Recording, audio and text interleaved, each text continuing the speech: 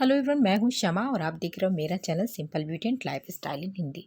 तो आज के वीडियो में ना कुछ ऐसी टिप एंड ट्रिक्स बताने वाली हूं जो सिलाई से रिलेटेड हैं। और अगर आप थोड़ी बहुत भी सिलाई घर में करते हो या बिगनर्स हैं आप, तो आपके लिए ये बहुत यूज़फुल होंगी।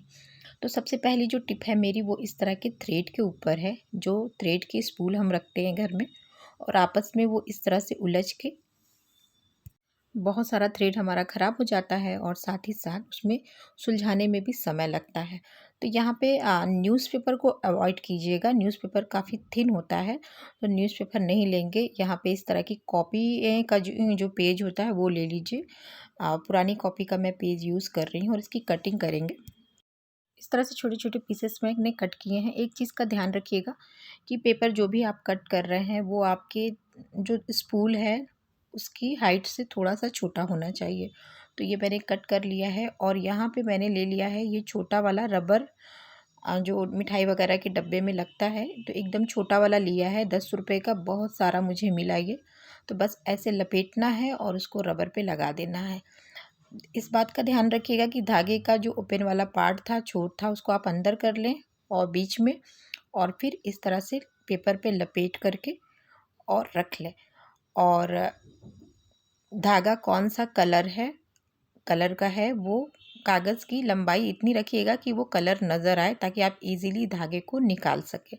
तो इस तरह से देखिए, रखने में ये होगा कि आपका एक तो धागा पता चलेगा, दूसरा आप इजीली इसको निकाल के फिर यूज़ कर लीजिएगा। फिर यही धागा और यही पेपर आप वापस से लगा सकते हैं जैसे ही आपको समय मिले।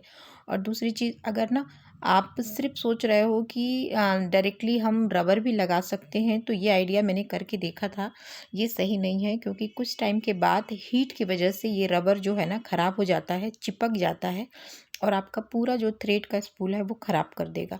तो इसके ऊपर अगर आप पेपर लगाते हैं तो वो ज़्यादा सेफ रहेगा। तो ये था मेरा फर्स्ट आइडिया।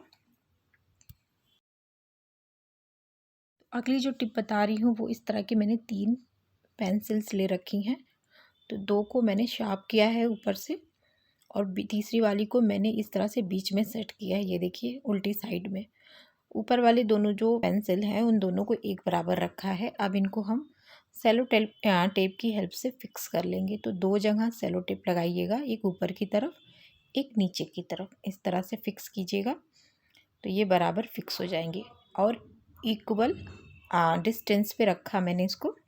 कभी कभी हम कुशन में या फिर अपनी कुर्ती पे कुछ ऐसे डिज़ाइंस बनाते हैं जिनमें हमें लाइंस खींचनी होती है ज़्यादा और इक्वल डिस्टेंस में खींचनी होती है। तो इस तरह की अगर आप एक टूल बना लेते हैं ना, तो ये डिस्टेंस जो इक्वल आप देना चाहते हैं वो आराम से आप दे देंगे। मैंने अलग अलग डिस्टेंस से इसको आपको बताया है, अलग अलग पेंसिल के डिस्टेंस से। तो इस तरह का एक टूल आप बना लेंगे ना, तो आपके लिए बहुत इजी हो जाएगा। अगर आपको बीच में ज़्यादा डिस्टेंस देना है तो 2 पेंसिल लगा दें, वो आपके लिए बहुत अच्छा एक टूल का काम करेगा।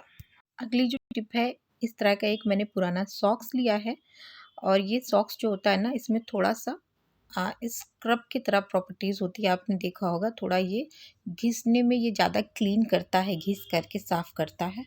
तो ये मैं हमेशा रखती हूँ अपनी मशीन के लिए। एक पुराना सॉक्स रख लीजिए और इसको इस तरह से मैं पहन लेती हूँ, ये देखिए।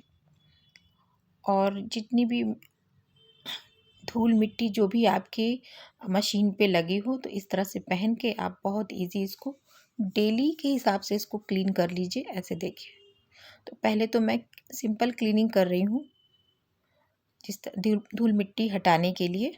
तो बहुत अच्छा से सॉक्स से ये क्लीन करता है।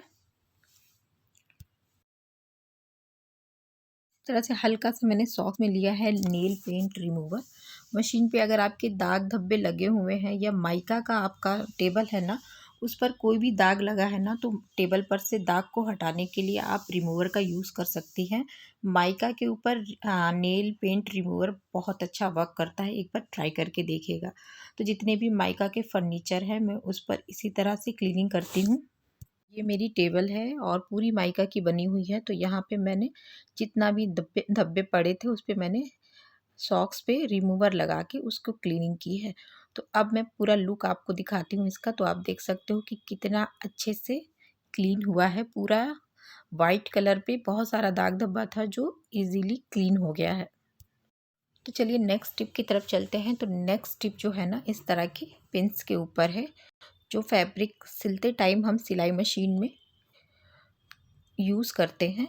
जब भी कोई सिलाई लगानी होती है और हम इन्हें सिक्योर करना चाहते हैं पहले से, तो इस तरह की पिन्स का हम यूज़ करते हैं। उसके बाद से मशीन पे आते हैं और सिलाई लगाते लगाते हम इन पिन्स को निकाल देते हैं।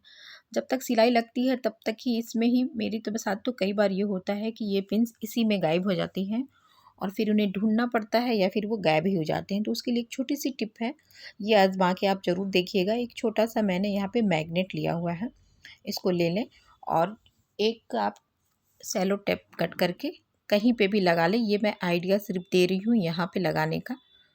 तो अभी तो फ़िलहाल मैं यहाँ पे लगा रही हूँ, लेकिन आप चाहो ना तो इस तरह से पहले मैं चिपका दूँ, फिर मैं दिखाती हूँ आपको। ये देखिए इस तरह से स्टिक हो गया। अब आप चाहो तो ये ऊपर लगा दें, साइड में लगा दें हाइड करने के लिए, या अंदर की तरफ लगा दें। कहीं पे भी ये मैग्नेट चिपकाया जा सकता है सेलो टेप की हेल्प से, और कभी भी इसको आप हटा सकते हो। अब ये जो पिन्स है इनका फिर से मैं यूज़ करके आप दिखा रही हूँ। तो इस तरह से सिलाई लगाइए और पिन को निकालते ही आप डायरेक्टली जहाँ पे आपको मैग्नेट लगा के आपको ईज़ी पड़े, जहाँ पे भी आपका हाथ सीधे से चला जाए, वहाँ पे मैग्नेट के पास ले जाके इनको इस तरह से चिपका दें, छोड़ दें। इससे क्या होगा कि ये देखिए, ये मैंने सिलाई लगा ली और सारी पिन्स को मैंने यहाँ लगा दिया। आप देख सकते हैं सारी पिन एक जगह रहेंगी और जब भी आपको फुर्सत मिलेगी ये गायब नहीं होंगी, और जब भी आपको फुर्सत मिलेगी वापस से जाके इनके होल्डर में आप इनको सेट करके रख सकते हैं इस तरीके से। तो इससे क्या होगा कि ये पिन्स बार बार आपको ढूंढना नहीं पड़ेगा और एक जगह ही ये आपको मिल जाएंगे। और अगर आप इसी में मैग्नेट में ही छोड़े रहते हैं ना, तो भी आपको कोई मुश्किल नहीं होगी। जब भी आपको निकालना हो यहाँ से आप निकाल सकते हैं। तो ये देखिए वापस से मैंने होल्डर में लगा दिया इनको। इसके साथ साथ आप जब भी सुई का यूज़ करते हैं और आपका सुई का डब्बा जो है आपके पास नहीं है, जल्दी में है आप, तो भी आप इसी मैग्नेट पे सुई को फटाफट यहाँ लगा के छोड़ सकते हैं। जब भी आपको फुर्सत हो आप वहाँ से निकाल सकते हैं, वापस से उनकी जगह पे रख सकते हैं। तो गाइस जो नेक्स्ट टिप है वो भी आपकी बहुत काम आने वाली है। तो इस तरह की सीज़र जब हम कटिंग के लिए यूज़ करते हैं तो धीरे धीरे क्या होता है कि इसकी शार्पनेस कम होती जाती है, और जब शार्पनेस कम होती है तो कपड़ा तो ठीक से कटता नहीं है, और वहाँ से क्या होता है कि उसको तिरछा तिरछा कटिंग करने लगता है। तो उसकी शार्पनेस को बनाए रखने के लिए हम इस तरह के दवाई के रैपर का यूज़ कर सकते हैं और घर पे ही इसको शार्प कर सकते हैं। उसके लिए क्या करना है ना कि इस तरह से दवाई का रैपर ले लीजिए और इसकी कटिंग ऐसे कर लेनी। लेकिन उसमें भी तरीका है कि अगर एक ही जगह इस तरह आप कट करेंगे ना, तो ऊपर हमारी जो कैंची है उसकी धार नहीं तेज हो पाएगी। तो आपको धार ऐसे लगानी है कि नीचे से लेकर ऊपर तक पूरी जो कैंची का पार्ट है उस पे हमें धार देनी है। तो ऐसे लंबाई वाला जो दवाई का रैपर है उसको यूज़ कीजिए और नीचे से लेके ऊपर कोने तक इस तरह से धार लगाइए। ये देखिए एक लंबा लंबा जो रैपर होता है ना, इस तरह से लीजिए और पूरा नीचे से काटते हुए ऊपर तक कट कीजिए। इस तरह से कटिंग करने के बाद आप देखेंगे कि जो कैंची से कट करने के बाद आपके कपड़े जो है प्रॉपर सीधा नहीं कटते थे, वो देखिए एकदम सीधा और बराबर कटने लगेंगे। तो इस ट्रिक को एक बार फॉलो करके ज़रूर देखिएगा। नेक्स्ट टिप की तरफ चलते हैं। तो नेक्स्ट टिप जो मेरी है ना, जब भी सिलाई लगाते हैं तो हमें ये डर होता है कि कहीं हमारा धागा जो है सुई में से निकल ना आए। तो उसके लिए क्या करना होता है कि हम धागे को लंबा ऐसे खींचते हैं। ये देखिए ऐसे लंबा खींच के रखते हैं ताकि धागा जो है अंदर ना चला जाए और हमें फिर से सुई में धागे को ना डालना पड़े। तो यहाँ पे मैंने धागा लंबा खींचा और एक सिलाई लगा के मैं पहले आपको दिखाती हूँ। तो एक लंबी मैं सिलाई लगा ले रही हूँ इसमें।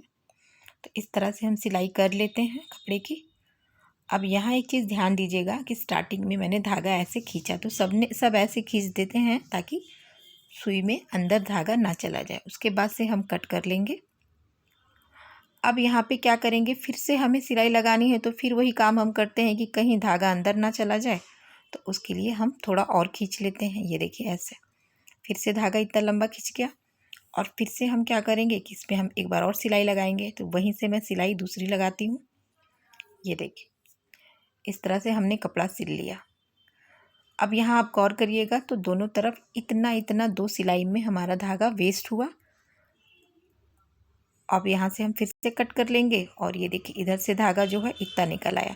ये धागा वेस्ट ना हो, बार बार हमारी सुई में धागा डालना ना पड़े, उसके लिए एक छोटी सी टिप बता रही हूँ।